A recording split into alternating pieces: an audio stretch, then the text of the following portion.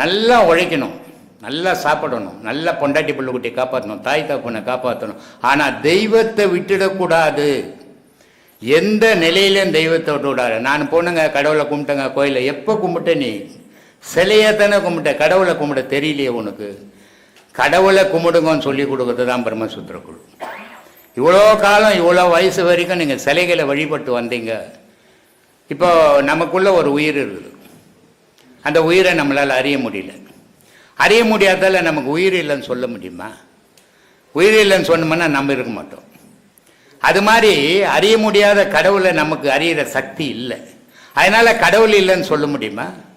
அறிகிற சக்தி நமக்கு இல்லை. ஆனால் மகான்கள் அறிஞ்சிருக்கிறான். அதே மாதிரி மனிதனும் தன்னுயிரை அறிஞ்சவனும் உண்டு. தன்னுயிரை அறியறதுக்காக தான் சொல்லி கொடுக்குறோம்.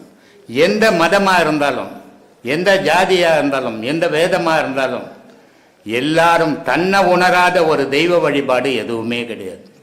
வேம்பண்ணா அழகாக சொல்லுவார், தன்னை தான் உணராமல் தாரகம் வெளியாகுமோன்னு.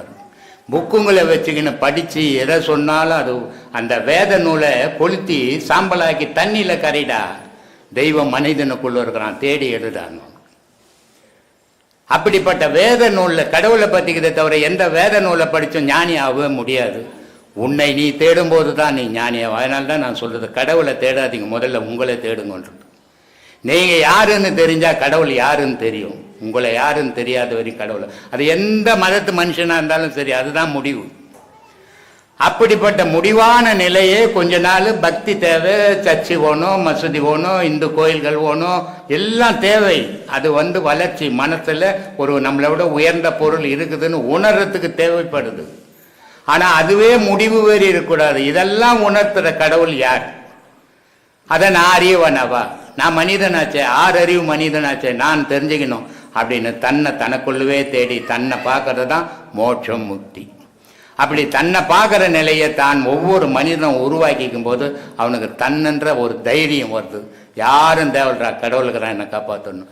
எந்த மாதிரியான தள்ளாட்டத்தில், எந்த மாதிரியான குழப்பத்துங்களுக்கும் அவன் ஈடுபட மாட்டான். பாடங்களை நல்லா பண்ணிங்கன்னா அதனுடைய நிச்சய பலன்கள் உண்டு. பாடம் பண்ணாத உபதேசம் வாங்கிறதால ஒரு பலனும் கிடையாது. எல்லாருக்குமே சொல்கிறேன், உபதேசம் வாங்கிறது பெரிய விஷயம் இல்லை. எல்லாரும் நல்லா பாடம் பண்ணுங்க, அதனுடைய பலனை அனுபவிங்க. அதுதான் நான் உங்களுக்கு சொல்கிற அறிவுரை.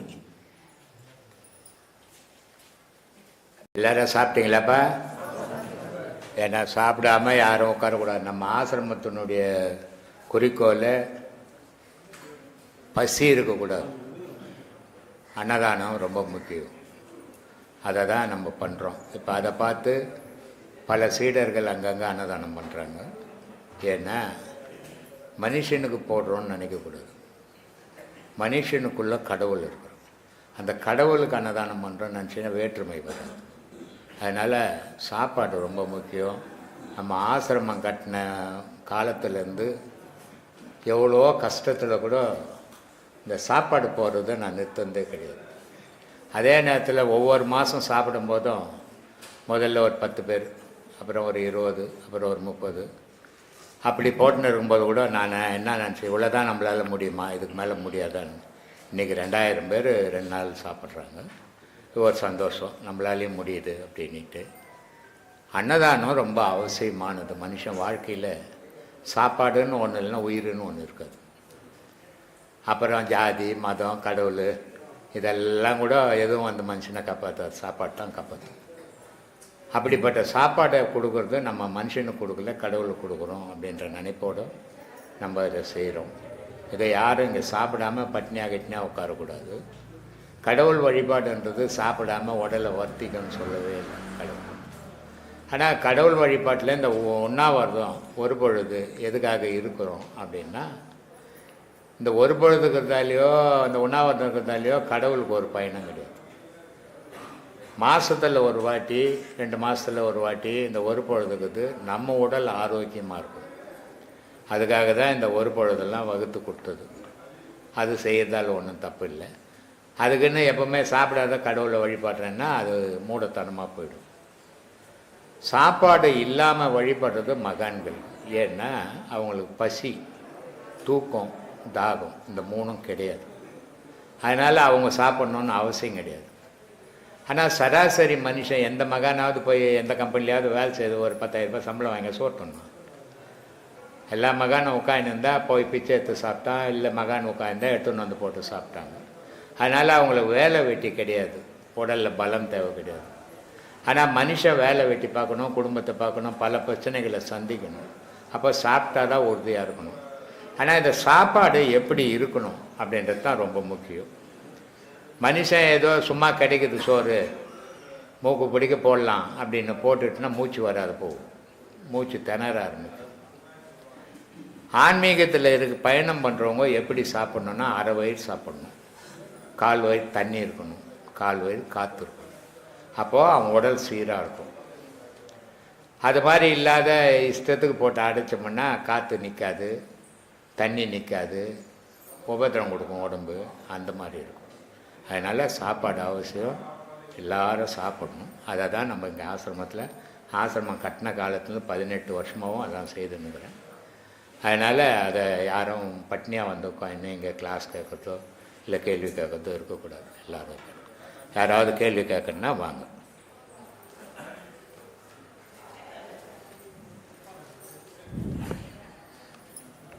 நான் மதுரவாயிலேருந்து ஹலோ மதுரவாயிலேருந்து வரேன். என் பேர் கார்த்தி. இப்போ நான் வந்து என்னென்னா, நான் ஞானி ஆகணும்னு நினைக்கிறேன். அதுக்கு என்னென்னலாம் தகுதிகளில் தேவையோ அது எல்லாமே. வீட்டை விட்டு வெளியே போயிடணும். அப்பா அம்மாக்குறாங்களா, அவங்களெல்லாம் விட்டுடணும். சொந்த பந்தத்தெல்லாம் விட்டுடணும். ரோட்டில் சுற்றணும். சொக்கா போடக்கூடாது, மானம் என இருக்கக்கூடாது. ஞானி ஆகலாம். முடியுமா பாரு. இப்போ முடியும் ஏமா மாற்றிக்கலாமா? இங்கே மாற்றாத, வீட்டில் போய் மாற்று. இங்கே மாற்றினா யாரும் கேட்க மாட்டாங்க. உங்கள் வீட்டில் மாற்றினா உங்கள் அப்பா அம்மா ஒதுப்பாங்க. இல்லையா, அவங்க போக்கில் போயிடுறா. இப்போ சுதந்திரமாக இருக்கணும்னு நான் நினைக்கிறேங்க. சுதந்திரமாக எப்போவுமே மனுஷன் வாழ முடியாது. ஏதாவது ஒரு பிரச்சனை இருக்கும். பசி எடுத்துக்கிச்சுன்னா ரோட்டில் போய் பிச்சை எடுக்கணும்னா சுதந்திரமாக எடுக்க முடியுமா? சுதந்திரமாக மனுஷன் வாயில் பேசலாம், நிஜத்தில் இருக்க முடியாது. ஞானி ஆகணும்னா இதெல்லாம் ஆகணும். எது மேலேயும் பற்று இருக்கக்கூடாது. அப்போ தான் ஞானி ஆக முடியும். எவ்வளோ படித்த? அது விடுங்க, படிப்பு ஒரு கணக்கா? எதுக்கு எவ்வளோ படித்த? எவ்வளோ பேர் படிச்சுக்கிறாங்க, ஆனால் படிப்பு என்ன மட்டும்தான் கேட்குறேன். ஊரில் இருக்கிறவங்களாம் கேட்குறேன். அது இல்லையா, ஊரில் இருக்கிறவங்களாம் ஞானியாக போனோன்னா கேட்குறேன். படிச்சிருக்கீங்க. உன்னை கேட்டதுக்கு மட்டும் நீ பதில் சொல்லணும். ஊர் பற்றிலாம் பேசக்கூடாது என்கிட்ட. படிச்சிருக்கீங்க. எவ்வளோ படித்த? டிப்ளமோ வரைக்கும். எதுக்கு படித்தது? அது தெரியாத. நான் படிக்கணும், எல்லாரும் படிக்கணுன்றதுக்காக நானும். அப்போ எல்லாரும் வாழற மாதிரி வாழ கற்றுக்கு போ. சும்மா ஞானி ஆகுது அவ்வளோ விளையாட்டு இல்லாத பிறப்பினுடைய தொடர்ச்சி வேணும். நீ ஞானி ஆகணும்னு விதி இருந்ததுன்னா அதை யாரும் தடுக்க முடியாது. போ.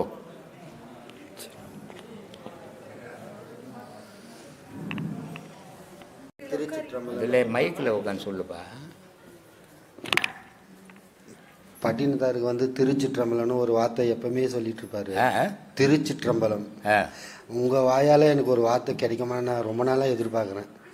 ஒரு சொல் தெரியல. அவ்வளோ பெரிய மகான் சொன்னார், அது போதாதா உனக்கு? நான் சொல்லி தானே புரிஞ்சுக்க போகிறேன். எனக்கு குரு நீங்கள் தானே சாமி. உங்க ஒரு சொல்லு, அந்த சொல்லு எனக்கு எப்பவுமே சொல்லிக்கிட்டே இருக்கணும்னு நினைக்கிறேன். அதான்பா, திருச்சிற்றம்பலன்றது முப்பொருள் இணைஞ்சது. திருன்னா 3. சரி சார். சிற்றம்பலனா ஆகாயத்தில் முப்பொருளும் இயக்கம் நடத்துது. சரி சார். அந்த முப்பொருளும் உலகத்தையும் காப்பாற்றுது, உயிரினத்தையும் காப்பாற்றுது. மழையை எந்த விஞ்ஞானமாவது வர வைக்க முடியுமா? முடியாது. சூரியனை எந்த விஞ்ஞானமாவது வர வைக்க முடியுமா? முடியாது. வெள்ளியை யாராவது வர வைக்க முடியுமா? முடியாது. அப்போது சூரியன் சந்திரன் வெள்ளியாக இருந்து இந்த உலகத்தை கிரகங்களை அமைச்சு அந்த கிரக வழியாக அந்த உலகத்தை இயக்கி உலகத்தில் உள்ள உயிரினங்கள்லாம் வாழறது அந்த சிற்றம்பலம். சிற்றம்பலனும் ஆகாயம், எந்தலையும் ஒட்டாமல் பொருள் அது. அப்போ அந்த வார்த்தையை உங்கள் வாயால் ஏதாச்சும் எனக்கு கிடைக்குமான்னு நான் ரொம்ப நாள் ஏங்கினேன். ஒரு சொல்லு, அந்த சொல்லு நான் எப்பவுமே சொல்லிக்கிட்டு இருக்கேன். சந்தோஷம். அப்போ நான் அந்த சொல்ல எடுத்துக்கலாமா? எடுத்துக்கோ. ஏற்றுறதெல்லாம் ஒரு அடையாளம்தான். நிஜ தீபம் உள்ளத்தில் ஏற்றணும்.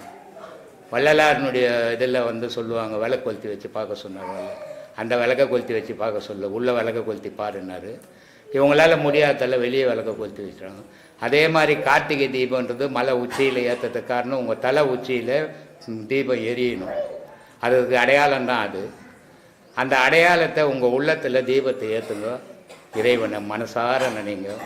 அதுக்கிட்ட வியாபாரம் பண்ணாதீங்க. இதை கொடு, அதை கொடு, இது நடக்கணும், அது நடக்கணும். வீடு கட்டல பாதியில் நின்று போச்சு, புள்ள பொறுக்கல பாதியில் நின்று போச்சு. இந்த மாதிரி வியாபாரத்துக்கு கடவுள் இல்லை. நல்ல அருளை கொடு, நல்ல அறிவை கொடு, நல்ல ஆற்றலை கொடுன்னு கேளுங்க. அது கண்டிப்பாக இறைவன் மறுக்க மாட்டான், கண்டிப்பாக கொடுப்பான். நல்லா இருக்கலாம் வாழ்க்கையில். நீங்கள் எல்லாரும் போய் சாப்பிட்டு வாங்க.